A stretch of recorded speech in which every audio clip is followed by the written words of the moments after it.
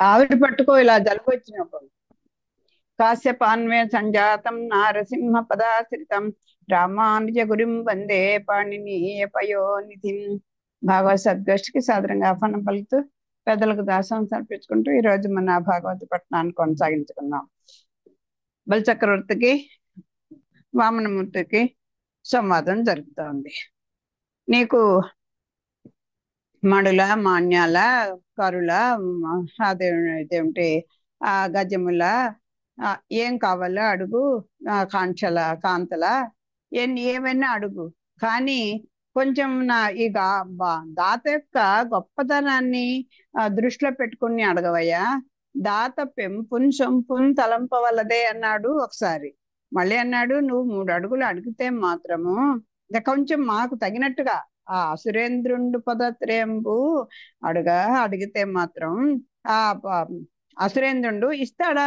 ఇంత అల్పమైనటువంటి దానాన్ని నా అంతటి వాడు ఇస్తాడా? ఇంతటి రాక్షస చక్రవర్తి ఇంత అల్పమైన దాన్ని ఎట్లా ఇస్తాడు అని అన్నాడు. ఆయన అడిగి, ఇంకేం కావాలో కోరుకో, నీకు కాంక్షలు కావాలా, అది కన్యలు కావాలా, ఇవి కావాలా, ఇవి కావాలా అని అడిగితే అంటున్నాడు ఈయన, గొడుగో జన్నిదమోక మండలుగో నాకు ముంజియో దండము వడుగేనెక్కడ భూములెక్కడ కరుల్ వామాక్షుల స్వంబులెక్కడ నిత్యోచిత కర్మమెక్కడ మదాకాంక్షామితంబైన 3 అడుగుల్ మేరయ త్రోవకిచ్చుటది బ్రహ్మాండంబు నా పాలికిన్. అయ్యా, నేను బ్రహ్మచారిని, నాకు గొడుగు జందము కమండలము మలత్రాడు యోగదండము అవసరము, అంతేకాని భూములతో ఏనుగులతో గుర్రాలతో స్త్రీలతో నాకు పని లేదు. వాటికి నా నిత్యకృత్యాలకు సంబంధం లేదు. కాదని త్రోసివేయకుండా నా కోరికకు తగినట్లు ఆ 3 అడుగులు చోటిస్తే అదే నా పాలికి బ్రహ్మాండము. నువ్విచ్చే ఆ కొద్దిపాటి స్థలమే నేను, ఆ 3 అడుగుల చోటే నేను బ్రహ్మాండంతా కూడా ఆక్రమిస్తానని ఆ కూడా అర్థమైతే అదే నా పాలిటి బ్రహ్మాండం, అదే నాకు చాలే ఆ పరమానందం బ్రహ్మాండం అని అంటాం కదా. అలాగా చెప్తున్నారు 2 రకాలుగా. ఏం చేసుకుంటా, నా వృత్తి ఏంటి? నిత్యాగ్నిహోత్రాన్ని వేల్చుకోవడం, కాస్త ఏదో సంధ్యానం చేసుకోవడం, జపం చేసుకోవడం, ఇది కదా. నువ్వు చేస్తానన్నవన్నీ నేనేం చేసుకున్నా, ప్రవృత్తికి తగినట్టుగా ఉండాలి కదా ఏది ఇచ్చినా అని చెప్తున్నారు. అది ఎన్నుగాక వ్యాప్తిం పొందక వగవక ప్రాప్తం బగులే సమైనన్ 10,000 తృప్తిని చందని మనుజుండు సప్తద్వీపములనైనన్ చక్కన్ బడునే. ఆయన ఒక సంకల్పం మీద వచ్చినప్పటికీ మనం నేర్చుకోవాల్సినటువంటి విషయాలను కూడా మధ్య మధ్య చెప్తున్నారు. తృప్తి లేని వాడికి సప్తద్వీపాలు మాత్రం నీకు రాసేస్తే మాత్రం తృప్తి పడతాడండి. ఆయనకి ఎంత మొత్తం తనకు ఉన్నదంతా కూడా ఇచ్చినా కూడా తృప్తి లేని వాడికి ఇంకా అన్నీ ఉండే ఉంటుంది, అంతా ఇచ్చేసాడంటే ఇంకా ఉంచుకోకుండా ఉంటాడా అనుకుంటాడు తప్ప ఇచ్చింది దాంతో తృప్తి పడ్డ కదా. అలాగా ఏమీ బాధపడి ఏదో ప్రాప్తించింది ఇదే చాలు, 10,000 ఏదోటి ఇంత అంతా ఇచ్చాడు కదా అని తృప్తి పడేవాడు హాయిగా ఉంటాడు. తృప్తి లేనివాడు ఎప్పటికీ సుఖంగా ఉండలేడు. అంతేకాదు, అబ్బింది కొంచెమైనా సరే ఉబ్బిత బిబ్బు కాకుండా అదే 10,000గా, ఉద్విత బిబ్బు కాకుండా అదే 10,000గా భావించి తృప్తి పొందాలి. అబ్బాయి ఏంటి ఇదే ఇచ్చాడు, ఇంత వెళ్ళి అంతవాడు ఇంతవాడని పెడితే ఇదే ఇచ్చాడు అని అనుకుంటారు కొంతమంది. అలా అనుకోకుండా ఇచ్చిందే మహాభాగ్యంగా భావించి తృప్తి పొందాలి. అట్లా తృప్తి పడని వానికి సప్తద్వీపాల సంపదలు వచ్చి పడినా కూడా తృప్తి తీరదు. ఆశాపాసము దాన్ గడున్ నిడుపు లేదంతంబురాజేంద్ర వారాసి ప్రావృతమేదిని వలయ సామ్రాజ్యంబు చేకూడియున్ గాసిన్ పొందిరికాక వైన్య గవ భూకాంతాదులు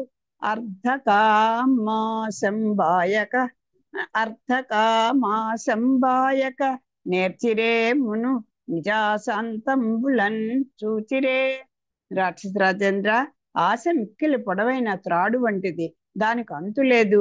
పూర్వకాలంలో పృథు చక్రవర్తి, గయుడు మొదలైన రాజులు సముద్రాల దాకా వ్యాపించిన సామ్రాజ్యాన్ని సంపాదించి పాలించినారు. వారు సైతం వృధాగా కష్టపడిన వారే కానీ అర్థం పైన కామం పైన ఆశలు వదలలేదు.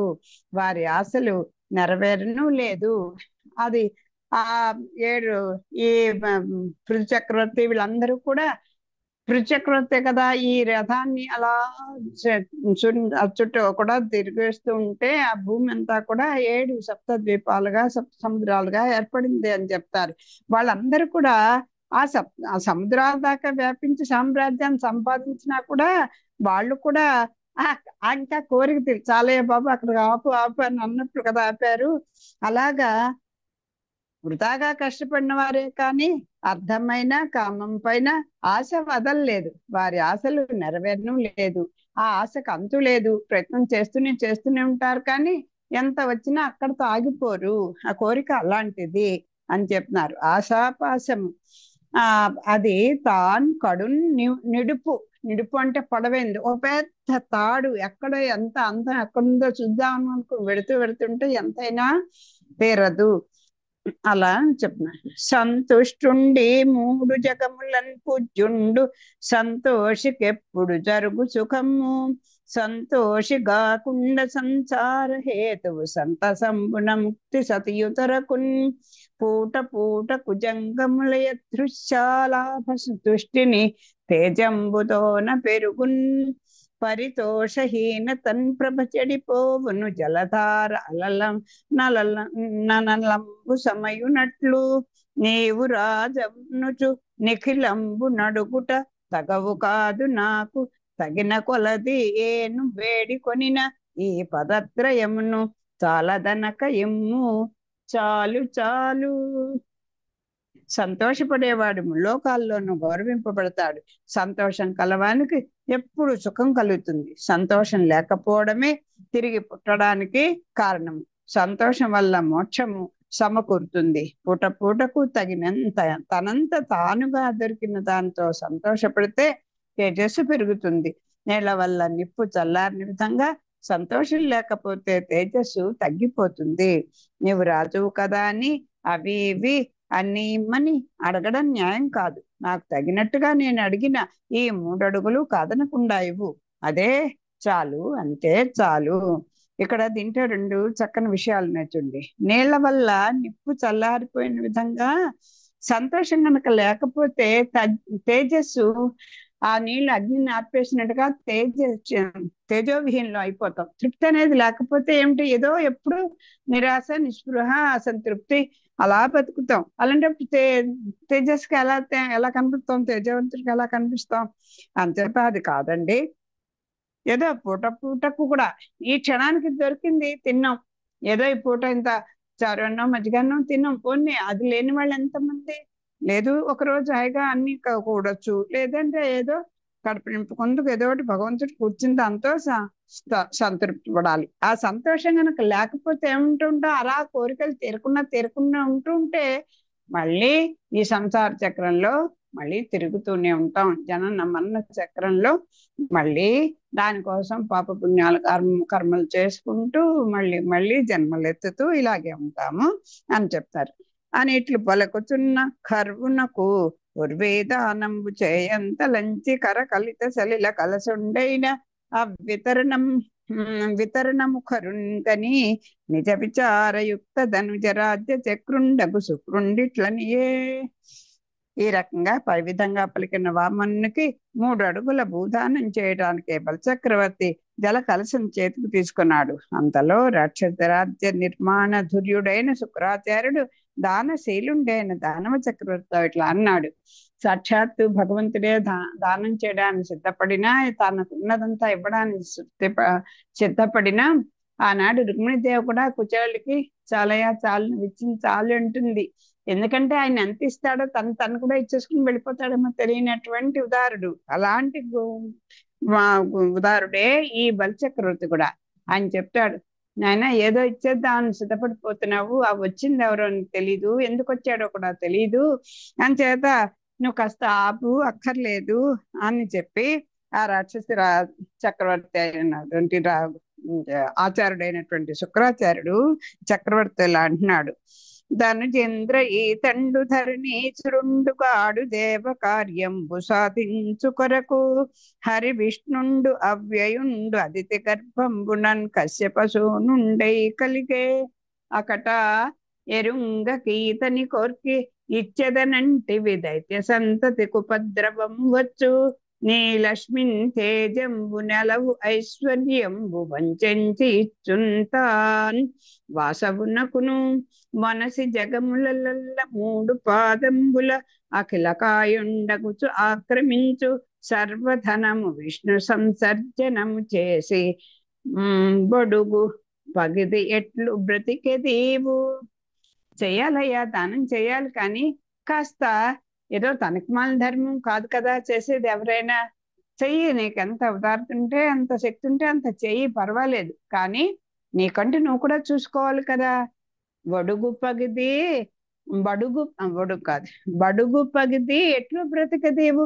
నువ్వేమి దిక్కులేని వాడికి ఒక నిరుపేదగా ఎలా బతికేద్దాం అనుకుంటున్నావయ్యా? నువ్వు ఇవ్వడానికి సిద్ధపడిపోతున్నావు. ఆయన నువ్వు ఇచ్చే అడుగులకి ఈ విశ్వానంతా కూడా ఆక్రమించేస్తాడు. అది అదితి గర్భంలో కశ్యపుడికి కొడుకుగా ఆ దంపతులకి సాక్షాత్తు స్వామి వచ్చి ఈ దేవకార్యం కోసం సాధించుకోవడం కోసం అని, దేవకార్యాన్ని సాధించుట కొరకు హరియే విష్ణు హరి ఈ రకంగా ఆ దంపతుల గర్భంలో పుట్టాడు.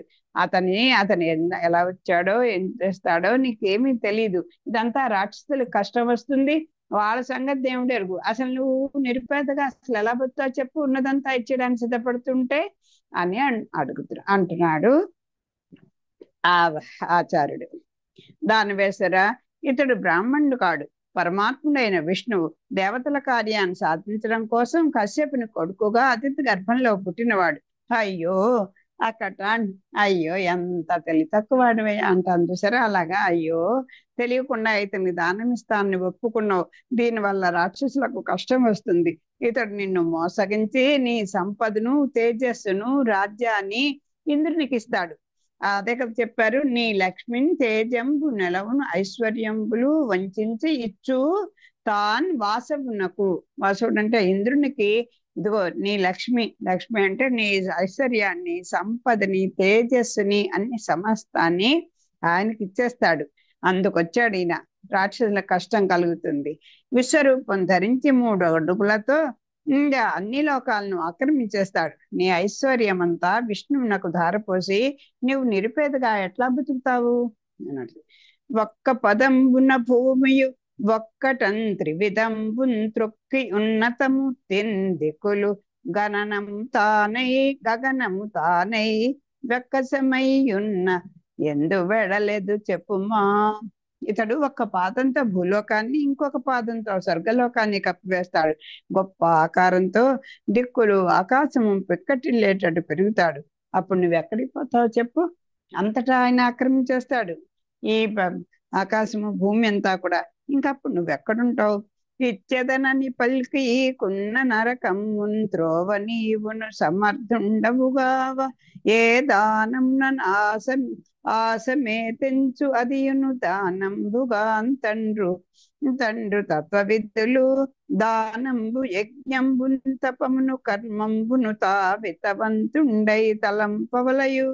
తన ఇంటన్ గల సర్వధనంబును 5 భాగములుగా విభజించి కాముకునకు, అర్థమునకు, ధర్మయేశములకు, ఆశ్రిత బృందములకును సమతన్ బెట్టునట్టి పురుషుండు ఇందు అందున్ పూర్ణుండై మోదించు. తన్ను మాని చేతన్ తగవు కాదు. ఇదిగో నువ్వు ఎంత ఐశ్వర్యవంతుడివైనా పెద్దలు అదే చెప్తారు, మనం సంపాదించుకున్నటువంటి ధనాన్ని, ఐశ్వర్యాన్ని 5 భాగాలు చేయాలి. తన్ను మానించేతన్ తగవు కాదు. నీకంటూ ఏమీ లేకుండా తుడిచిపెట్టి ఇచ్చేయడం అది పద్ధతి కాదు. పెద్దలు చెప్తారు 5 రకాలుగా నీ సంపదను ఇవ్వాలి, అందరికీ చెయ్యాలి అని. ఇస్తానని చెప్పి ఇవ్వకపోతే వచ్చే నరకాన్ని త్రోసిపెట్టడానికి నీకు శక్తి ఉంది. ఏదో ఆడిన మాట తప్పేశాను, బాబా ఇంకేముంది, నరకానికి పోతానంటే నీకు అసక్తత ఏముంది? నరకలోకంలో ఉన్న ఏదైనా నువ్వు జయించుకొని మళ్ళీ తిరిగి నీ స్థానాన్ని నువ్వు రాగల శక్తి నీకుంది. దాతకు నాశనం కలిగించే దానము దానమే కాదు. ఒక ఉదాహరణ ఉన్నాడంటే వాడు పూర్తిగా దిక్కులేని వాడు అయిపోతే ఆ దానం ఎందుకండి? అంత గొప్ప ఇది ఇప్పుడు అందరికీ వాడికి ఏమైనా శక్తి ఉందా? ఇంత చేసేట్టు చూడండి, అంత చేసేట్టు చూడండి అని అందరి లోకం నిందిస్తుంది తప్ప వాడికి శ్రేయస్సు కలగదు కదా.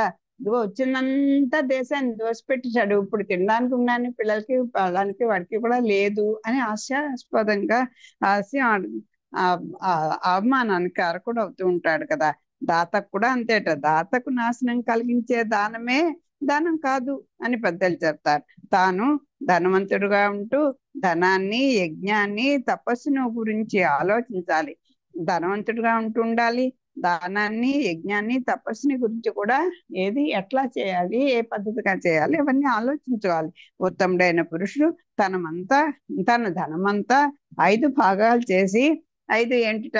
ఒకటి కామానికి, అంటే తనకి కావలసినటువంటి కోరికలు వాటిని తీర్చుకోవడానికి, అర్థానికి ధన సంపాదనకి, తర్వాత అంటే అదేలేండి కామానికి, అర్థానికి, తర్వాత ధర్మానికి ధర్మ కార్యాలు చేయడానికి, తర్వాత కీర్తిని పెంచేటువంటి కొన్ని అంటే దాంతో ఏవో కట్టడాలు కట్టడం ఏదో అలాంటివన్నిటికీ ఆశ్రయించిన వారికి సమానంగా పంచాలి. 5 రకాలుగా పంచాలి. ఈ విధంగా చేసేవాడు ఈ లోకంలోనూ ఆ లోకంలోనూ కూడా నిండుగా సుఖపడతాడు. అదే ఇహపర సుఖాలు అతను పొందుతాడు. తనకు మించిన ధర్మం న్యాయం కాదు. అంతేకాక ఈ విషయంలో పెక్కు విధాలుగా ప్రసిద్ధమైన ఒక ఋగ్వేద సూక్తి ఉన్నది, దాన్ని చెప్తాను శ్రద్ధగా. ఇదిగో ఇదేదో నేనేదో నాకు కల్పించి చెప్పిన మాట కాదు, ఇది వేదాలే ఇలా చెప్తున్నాయి, ఋగ్వేదంలో ఇలా చెప్పబడింది. ఒక చెప్తాను చూడు. ఒక ప్రశస్తమైనటువంటి ఒక సూక్తి ఉంది, దాన్ని చెప్తాను విను అని ఒక ప్రమాణాన్ని చూపించి చెప్తున్నారు. అంగీకరించిన అఖిలంబున్ ప్రోగుచో అనృతంబుగాదు లేదని నాధిప ఆత్మ వృక్షము మూలమనృతంబు నిచనృత మూలము గల్గు ఆత్మ చెడరు. అంటే చెప్తా. పుష్పఫలము ఆత్మభూజమునకు సత్యమామ్రాను బ్రతుకని అవియున్ చెడును ఫల పుష్పములు లేక పస చెడి వృక్షంబు మూలంబుతోన్ వృత్తిన్ పొందున్గాదే చేటు కొరతయు లఖిమాయున్ చందకుండ ఇచ్చు పురుషుండు చెడకుండు యుద్ధ చరిత కాక అంచిత సత్య సంగతి నటంచు అటుంచు నిజధనం బతికిచ్చిన నీకు లేదు. నీ నిజధనం అంటే నీ దగ్గరటువంటి ధనంతా కూడా, ఈ ధనమంతా కూడా అర్థికి ఇచ్చిన, ఇదిగో యాచకుడుగా వచ్చినటువంటి ఆయనకి ఇచ్చావనుకో నీకు అసలు ఏమీ మిగలదు. సచ్చరిత్ర దేనిని ఇవ్వడం వల్ల సర్వము నష్టమవుతుందో ఆ దానం ఇవ్వరాదు. దేనివల్ల అమ్మో ఈ పని చేస్తే, లేకపోతే ఈ దానం ఇస్తే, ఈ వస్తువు ఇస్తే అది మనకి చేటే అవుతుంది అనుకున్నది ఎప్పుడు కూడా ఎవరికి ఇవ్వకూడదు. ఇస్తానని మాట ఇచ్చినా సరే దానివల్ల అసత్య దోషము అంటదు. అదేంటండి ఇస్తాన్ని ఇవ్వకపోతే అసత్య దోషం అంటదా అంటే దానికి కూడా కొన్ని చెప్తున్నారు. ఎందుకంటే ఆత్మ అనే చెట్టుకు అసత్యమే మూలము. అటువంటి ఆత్మవృక్షానికి సత్యం, పూలు, పండ్లు ఉంటాయి. ఆత్మే ఒక ఆత్మ అనేటువంటి ఒక చెట్టు అనుకోండి, దానికి ఏమి ఉండాలి? సత్యము అనేది అంటే అసత్యమే ఆత్మ అనేటువంటి చెట్టుకు అసత్యమే మూలం. అంటే అటువంటి ఆత్మవృక్షానికి సత్యము, పూలు, పండ్లు ఉంటాయి, పళ్ళుగా ఉంటాయట. అసత్యం అనే మూలం బాగుంటే ఆత్మ అనే వృక్షము చెడదు.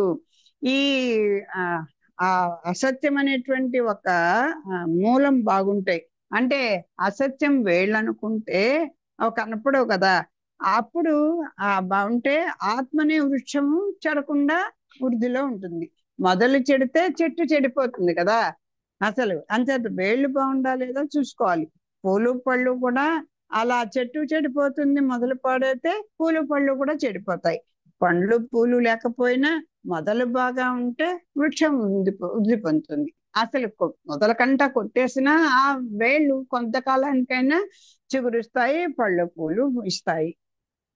అంచేత కాబట్టి మొదటకు చేటు వాటిల్లకుండా లోటు రాకుండా, పదుగురిలో పలచన కాకుండా దానం చేసే దాత చెడడు. అది అంటే కాస్త కాళ్ళు నేల మీద పెట్టుకుని ముందర నేల మీద నిలబడవయ్యా, ఏదో ఉట్టుకి ఏదో ఎగరలేనమ్మా ఆకాశానికి ఎగిరింటా అన్న సామెతలు చెప్తుంటారు. ముందర నువ్వు నిలదొక్కుకో, నీకు నువ్వు హాయిగా ఉండడం నేర్చుకో, అప్పుడు దానం చూద్దాని. నీక ఆ దాత అడిగిందంతా ఇచ్చేసావంటే నీకు అసలు ఏమీ మిగలదు. అందువల్ల సత్యం కోసం ఏదో మాట అనేసాం, ఆ సత్య ప్రతిజ్ఞను నిలబెట్టుకోవాలనుకుంటూ చేసావనుకో, నీకు అసలు ఏమీ మిగలదు. సర్వమైన చోట సర్వధనంబులు అడుగలేదటంచు నృతమాడు. చనటి పందనేమి చెప్పన్ ప్రాణము తోడి శవము వాడు వాని జన్మమేలా. రాజా, అన్ని విషయములందును ఇది వర్తింపదు. అయితే ప్రతివాడు ఏదో ఒకటి అబద్ధం ఆడేసి పర్వాలేదు, ఇది అవసరమైనప్పుడు అబద్ధం ఆడచ్చు అని చెప్తున్నారంటారా? అలా కాదండి, అలా చేయకూడదు. అన్ని విషయాల్లోనూ ఈ సూక్తి, ఈ సూత్రం వేదవాక్కు పనికిరాదు. ఏ ధనాన్ని అడిగినా ఆ వస్తువు ఉన్నప్పటికీ లేదని అబద్ధం చెప్పరాలి. ఇక్కడ చూసారా, ప్రతి దాంట్లో కూడా ఒక చిన్న ఇది ఉంటుంది. నీకుంటే ఉన్న వరకు శక్తి ఉన్నంతలో చేసుకో, కాస్త నిన్ను కూడా చూసుకో అనేది వేరు. అంతే అన్నీ ఉండి అబ్బాయి నాకేం లేదండి, ఇప్పుడు ఖాళీ లేదండి, మాకు అసలు ఇంట్లో ఏం లేవండి, మాకే తిన్నాను లేదండి అంటూ మాట్లాడుతుంటారు సరే. అలాంటివి అన్నీ నువ్వు సమర్థుడేంటూ కూడా లేదని అబద్ధం చెప్పకూడదు. ఆ విధంగా చెప్పేవాడు నీచుడు, పరమ పిరికివాడు. వాడు ప్రాణమున్నా పీనుగా, జీవోత్సవం లాంటి వాడు. జీవం ఉంది కానీ వాడు ప్రాణం లేని వాడితో సమానము. వాని బ్రతుకు కూడా వ్యర్థమే. దీనిలో ఇంకొక విశేషం ఉంది, వివరిస్తాను చూడు. సర్వమైన చోట సర్వధనంబులు అడుగా లేదటంచు నృతమాడు. ఆడు చనటి పందనేమి చెప్పన్ ప్రాణము తోడి శవము వాడు వాని జన్మమేలా. రాజా, అన్ని విషయములందును ఇది వర్తింపదు. ఏ ధనాన్ని అడిగినా ఆ వస్తువు ఉన్నప్పటికీ లేదని అబద్ధం చెప్పరాదు. ఆ విధంగా చెప్పేవాడు నీచుడు, పిరికివాడు, ప్రాణమున్న పీనుగా, వాని బ్రతుకు వ్యర్థము. సరే, దీంట్లో ఇంకొక విశేషం ఉంది, వివరిస్తాను చూడు. అది అయితే మరి మీరు ఏమిటంటే నాకు అర్థం కావట్లేదు. ఓసారేమో సత్యమైనా సరే పర్వాలేదు, ఉన్నంతలో కొంత నీకు ఉంచుకొని చెయ్యి అలా చెప్తున్నారు. ఓసారేమో ఇవ్వకపోతే వాడు జీవితమే వ్యర్థం అన్నట్టు చెప్తున్నారు. ఇంకా అంచేత ఫైనల్ గా చెప్పేస్తాను. ఇదిగో నీకు ఇంకోటి క్లియర్ గా చెప్తాను చూడు. వారి జాక్షులందు వైవాహికములందు ప్రాణ విత్తమాన భంగమందున్ చకిత కోకులాగ్ర జన్మ రక్షణ మందు బొంకవచ్చు అగము వందండు అధిప. ఎందుకో ఏ సమయాలలో అంత ఎందుకురా అంత అబద్ధం ఆడేయాలా? ఇది చిన్న దానికోసం ఏమన్నా ప్రాణం పోయింది, దానికి ప్రాణం ఏమన్నా తీసేస్తావా? నిన్నేమన్నా ఏదో ఉరిశిక్ష వేస్తామా? ఏమన్నా చేస్తావా? ఎందుకు నేనేమన్నా ఇంట్లో తోస్తావా? ఎందుకురా ఈ చిన్న దానికి అంత అబద్ధం ఆడేసాం అంటాం. ప్రతి చిన్న దానికి అబద్ధం ఆడకూడదు. ఎప్పుడు ఆడచుట వారి జాక్షులందు వైవాహికములందు ఏదో 100 అబద్ధాలైనా 1000 అబద్ధాలైనా ఆడి పెళ్లి చేయించండి అంటారు కదా, అలా ఏదైనా అలాంటివి అంటే ఎప్పుడేదో లవ్ మ్యారేజ్ ని వాటిని ఎంకరేజ్ చేసి ఏదో చేసేయండి అని చెప్పడం కాదు. అది రెండు కుటుంబాలు సమృద్ధిగా ఉంది, ఏదో వాళ్ళ కక్షల వల్ల కొంతమంది అటు వాళ్ళు ఇటు వాళ్ళు పెద్దలు కూడా పన్ను విరగచుండి అలాంటివి అప్పుడు అలాంటి సురేంద్ర ఆడవారి విషయంలోను లేకపోతే పెండ్లిళ్లలోను వారి జాక్షులందు వైవాహికములందు ఆడవారి విషయంలోను పెళ్ళిళ్ళ విషయంలోను ప్రాణ విత్త మాన భంగమందు, ప్రాణానికి ధనానికి మానం అంటే గౌరవం అనుకోండి, అలాంటి గౌరవం భంగం కలిగేటప్పుడు ప్రాణం పోతున్నా, పూర్తిగా ధన నష్టం కలిగిపోతున్నా, ఏదో గౌరవానికి అందరు ముఖ్యమైనదా అప్రతిష్ట పాలైపోతున్నాం అనుకున్నప్పుడు కానీ ఇంకేమిట చకిత గోకులాగ్ర జన్మరక్షణమందు భయపడిన గోవులను బ్రాహ్మణులను ఆదుకునేటప్పుడు, ఏదో గోవుల్ని రక్షించాల్సి వచ్చినప్పుడు, బ్రాహ్మణుల్ని రక్షించాల్సి వచ్చినప్పుడు అలాంటి విషయాల్లో అబద్ధం చెప్పవచ్చు. దానివల్ల బొంకవచ్చు. అఘము వందడు, పాపము వాడేమి పొందడు. అలాంటి సమయాల్లో తప్పని పరిస్థితుల్లో అవసరమైతే అబద్ధం ఆడవచ్చు. దానివల్ల పాపం రాదు. వారి జాక్షులందు వైవాహికములందున్ ప్రాణవిత్తమాన భంగమందున్ చకిత గోకులాగ్ర జన్మరక్షణమందు బొంకవచ్చు అఘము వందండధిప. అసురేంద్ర, ఆడవారి విషయంలోనూ పెండ్లిళ్లలోనూ ప్రాణానికి ధనానికి గౌరవానికి భంగం కలిగేటప్పుడు, భయపడిన గోవులను బ్రాహ్మణులను ఆదుకునేటప్పుడు అబద్ధము చెప్పవచ్చు. దానివల్ల పాపం రాదు. కులమున్ రాజ్యమున్ తేజమున్ నిలుపు మీ కుబ్జుండు విశ్వంబరుండు అలంతిన్ పోడు త్రివిక్రమ స్ఫురణ వాడై నిండు బ్రహ్మాండమున్ గలంటే మాన్పనొకండు. నా పలుకులా కన్నింపు కన్నంబులన్ వలది దానము గీనమున్ పనుపుమా వర్ణిన్ వదాన్యోత్తమా అనిట్లు భితం పలుకుతున్న కులాచారిణకు క్షణమాత్ర నిమీలిత లోచనుండై యశస్వి ఇట్లనియే. ఈ పద్యానికి భావం చదువుతా. వదాన్య శిరోమణి, నీ కులాన్ని ధనాన్ని పరాక్రమాన్ని నిలుపుకో. ఈ పొట్టివాడు విష్ణువు, ఇతడు తేలికగా పోడు. 3 లోకాలను 3 అడుగులుగా కొలిచే త్రివిక్రమ రూపాన్ని పొందుతాడు. బ్రహ్మాండమంతా నిండుతాడు. ఇతన్ని ఎవరూ అడ్డగించలేరు. నా మాటలు ఆలకించు. దానం వద్దు, గీనం వద్దు, ఈ బ్రహ్మచారిని పంపించు. ఈ విధంగా శుక్రాచార్యుడు మేలు కోరి చెప్పగా క్షణకాలం కళ్ళులు మూసి ఆలోచించి బలచక్రవర్తి ఇలా అన్నాడు. ఈ గురుగారు చూస్తుంటే ఇలా చెప్తున్నారు. తీరా అన్ని ఇస్తానని చెప్పాడు. ఆ కీర్తి కంటే ఇంకేమిటి, ఆడిన మాట తప్పడం అనేది వాళ్ళ కులంలో ఎక్కడా లేనిటువంటి విషయము. ఎంతో గొప్పవాడిని అనుకుంటూ నా దగ్గరికి వచ్చాడు. పోనీ సాక్షాత్ ఆ సర్వేశ్వరుడు వస్తే మాత్రం ఇలా చేయాలా అలా చేయాలా అని చూడండి. ఎవరినో ఒకళ్ళు ఓ పని కొంతమంది ఎంకరేజ్ చేస్తారు, పెద్దలు ఎవరో వద్దని అంటూ ఉంటారు. వీళ్ళ మాట కొట్టేలేరు, వాళ్ళ ప్రెషర్ని కాదనలేరు. అలా సందిగ్ధంలో పడిపోతాం కదా, అలా సందిగ్ధ పడుతున్నాడు. ఈ విధంగా దానము గీనము వద్దయ్యా, వాళ్ళొద్దు, ఏం వద్దు, పనుపుమా, పంపే నాయన. ఎందుకు చెప్తున్నాను, నువ్వు ఈ విష్ణుడు ఇదిగో పొట్టి అవతారంలో వచ్చాడే, ఈయన విరాట్ స్వరూపుడే ఈ 3 లోకాలని కూడా త్రివిక్రముడైపోయి ఆక్రమించేస్తాడు. 3 లోకాలని కూడా 3 అడుగులతోటి ఆక్రమించేస్తాడు. నిన్ను మట్టు పెట్టేస్తాడు. ఎందుకు చెప్తున్నాను చూసుకో. పైన చెప్పాడు కదా, అదేంటి నీ తేజము, రాజ్యము, కులము, అలాగే యశస్సు అన్ని పోతాన్ని మొదలు చెప్పాడు. దాన్నే మళ్ళీ గుర్తు చేస్తున్నాడు. నీ కులాన్ని, రాజ్యాన్ని, పరాక్రమాన్ని నిలుపుకోవయ్యా. ఈయన కాస్త నేను చెప్పే మాట విను. ఇదిగో 3 అడుగులు అడిగాడని నువ్వు అనుకుంటున్నావు, మొత్తం 3 లోకాలని ఆక్రమించేస్తాడు. అంచేత నీది నా దానం లేదు, ఏమి గినం లేదు, ఏమీ లేదు. ముందర ఈ నెలవల్ల కాస్త పంపించే బయటికి అని చెప్తున్నాడు. నిజమానతిచ్చితి నీవు మహాత్మక మహిని గృహస్థ ధర్మంబు ఇదియ అర్ధమున్ కామంబు యశమును వృత్తియునయ్యది ప్రార్థింపైతుననియు అర్ధలోభమునార్తిన్ పొమ్మనుటెట్లు పలికి లేదను కంటే పాపమెద్ది ఎట్టి దుష్కర్ముని నే భరించదన్ కాని సత్యహీనుని పోవజాలననుచు పలుకదే తొల్లి భూదేవి బ్రహ్మతోడ సమరమున నుండి తిరుగక చచ్చు కంటే పలికి బొంక కనిజమున పరంగు కంటే మానధనులకు భద్రంబు మరియున్ కలదే. చక్కని ఆ శుక్రాచార్య చెప్పినటువంటి ఒక్క మాటకి ఒక పెద్ద వేదాంతాన్ని చెప్పేస్తున్నాడు. ఓ మహాత్మా, నువ్వు చెప్పింది నిజమే. లోకంలో ఇదే గృహస్థుల ధర్మం కూడా. అర్థము, కామము, కీర్తి, జీవనోపాయము వీటిలో ఏది అడిగినా ఇస్తానని చెప్పినాను. ధనంపై దురాశతో అడిగిన దానికి లేదని చెప్పి త్రిప్పి పంపలేను.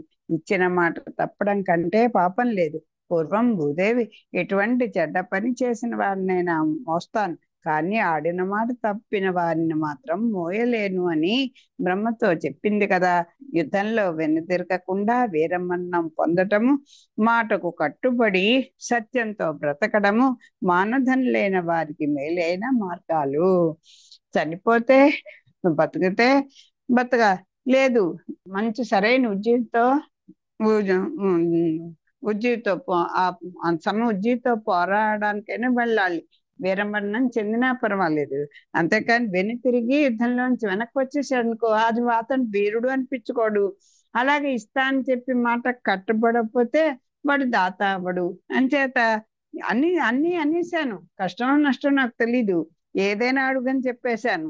ఏది ధర్మము అడిగినా ఆ ధర్మం, అర్థము, కామము సరే మీరు చెప్పింది బాగుంది. కుటుంబాన్ని కాదనుకున్న అన్ని వాటితో నిలబడిపోవడం అది న్యాయం కాదు. మీరు చెప్పింది ధర్మమే. ఆ సంసారానికి తనకి జీవనోపాయానికి ఈ అర్థము, కామము ఇవన్నీ కొన్ని ఉండాలి. ఇది గృహస్థ ధర్మాలే. కానీ నేను ఏది అడిగినా ఇచ్చేస్తా అని చెప్పేశాను కదా.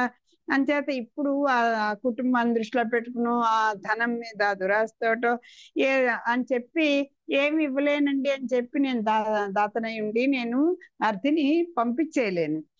పైగా భూదేవి కూడా చెప్పిందిగా, ఆడిన మాట తప్పిన వాడిని మాత్రం నేను భరించలేనయ్యా. ఎంత మోసగాడైనా వాడిని నేను భరిస్తాను తప్ప అసత్యవాదిని మోయలేను అని చెప్పి ఆనాడు భూదేవే బాధపడింది కదా. అంచేత అయినా యుద్ధంలో వెనుతిరగకుండా వీరమరణం పొందటము, మాటకు కట్టుబడి ఉండడము, సత్యంతో బ్రతకడము, ఇది కదా మానధనులకి, అభిమానవంతులైన వారికి మేలైన మార్గము అని బలిచక్రవర్తి చెప్తున్నాడు ఆ ఆచార్యులతో. ధాత్రిని హలికున్నకును సుక్షేత్రము బీజములు ఒకటం చేకురు భంగిన్, చిత్రముగా దాతకీవియు పాత్రము సమకూరు నట్టి భాగ్యము కలదే. అది ఎలా అంటే ఎవరితో పోల్చున్నారు చూడండి. ఒక దాత ఎలాగా రైతుకు మంచి పొలము, మంచి విత్తనాలు ఒక చోట దొరకడం అరుదు. ఆ రైతు గొప్పవాడే, అన్ని రకాలుగా అన్ని బాగా ఆ వ్యవసాయంలో ఆరితేరిన వాడే. కానీ సుక్షేత్రమైన భూమి కూడా ఉంది. ఆ వేసే విత్తనాలు మంచి పొల్లు విత్తనాలు అనుకోండి, అతనికి ఎక్కడ పంట వస్తుంది? రాదు కదా. పోనీ లేదు, మంచి విత్తనాలే, భూమి సారవంతమైంది అవ్వాలి కదా. లేకపోతే ఏదో చవిటి నేలని విత్తులను జల్లినట్లు వృధా అయిపోతుంది కదా అని చెప్పి ఆ రెండు దొరికాయి. నాకు సంపద ఉంది, అది దానం పుచ్చుకునేటువంటి యోగ్యుడైన వాడు, రెండు దొరికాయి. అదే విధంగా దాతకు తగిన ధనము, దానిని తీసుకునే ఉత్తముడు దొరికే అదృష్టం అపురూపం కదా. ఇదిగో నాక ఏదైనా ఇస్తాను అనడానికి తగినటువంటి సంపద నా దగ్గర ఉంది. ఏదైనా పుచ్చుకోవడానికి అర్హత కూడా ఉండాలి కండి, అపాత్రదానం చేయకూడదు. మనం దానం ఇచ్చేసామంటే ఆ దానాన్ని గ్రహీత కూడా అంతటి యోగ్యుడైన వాడు ఉండాలి. లేకపోతే అవతల వాడు అంత యోగ్యుడైన వాడు వచ్చినప్పుడు మన దగ్గర లేకపోయినా రెండు సర్దుకో, రెండిటికి అంత బుద్ధి బాగుండదు. వచ్చినవాడు గొప్పవాడే, కానీ మనకి ఏది ఇచ్చే శక్తి లేదు. ఏదో మాట చెప్పి ఆదరంగా పంపించేయాలి తప్ప అవతల వాడు ఏ ప్రయోజనం ఇచ్చాడో ఆ ప్రయోజనాన్ని దాత తీర్చలేదు. నేను ఇక్కడ అన్ని విధాల సమర్థుణ్ణి, నేను ఏది ఇచ్చినా పుచ్చుకోవడానికి నాకంటే ఆ అర్హత వాడు ఉత్తముడు నాకు దొరికాడు. ఇంకా ఇంతకన్నా ఏం కావాలండి అని అంటున్నాను. ధాత్రిని హలికున్నకును సుక్షేత్రము బీజములు ఒకట చేకురు భంగిన్, చిత్రముగా దాతకు ఈవియు పాత్రము సమకూరు నట్టి భాగ్యము కలదే. దాత, పాత్ర. దాత అంటే ఇచ్చేవాడు, పాత్ర అంటే దానాన్ని స్వీకరించేవాడు. రైతునకు మంచి పొలము, మంచి విత్తనాలు ఒక చోట దొరకడం అరుదు. అదే విధంగా దాతకు తగిన ధనము, దాన్ని తీసుకునే ఉత్తముడు దొరికే అదృష్టం అపురూపము కదా. సరే, పోనీ మీరు చెప్పినట్టు ఉందా అంటే, మాట తప్పేద్దామంటే, పోనీ అన్ని కూరుడేయండి, పోనీ ఇవ్వను. ఇవ్వకపోతే ఈ రాజ్య భోగాలు అనుభవిస్తాం. ఏమన్నా అలా శాశ్వతంగా ఏమన్నా ఉండిపోతాయా? ఈ భోగం ఇలా ఉండిపోతుందా? పోనీ అనుభవిస్తాను. పోనీ ఇవన్నీ నాతో ఏమన్నా మిగిలిపోయేదాత? అసత్యవాదిగా నేను మిగిలిపోతాను కదా, ఇంకా అదొక బతుక? ఇంతమంది రాజులు కూడా ఎంతో ధనాన్ని సంపాదించారు, అనుభవించారు. వెడుతూ వెడుతూ ఎందుకండి అంత తాపత్రం? వెడుతూ వెడుతూ వంటి మీద గుంట కూడా ఉంచరు, ఏమన్నా పట్టుకుపోతామా అంటూ దీర్ఘాలు తీస్తుంటే మనం ఆ అబ్బా ఏ వేదాంతం చెప్తున్నాడండి అంటూ మా పళ్ళు అదేంటి పెద విరుస్తూ ఉంటాం. ఈయన సత్యం చెప్తున్నారు, ఎలా చెప్తున్నారు చూడండి.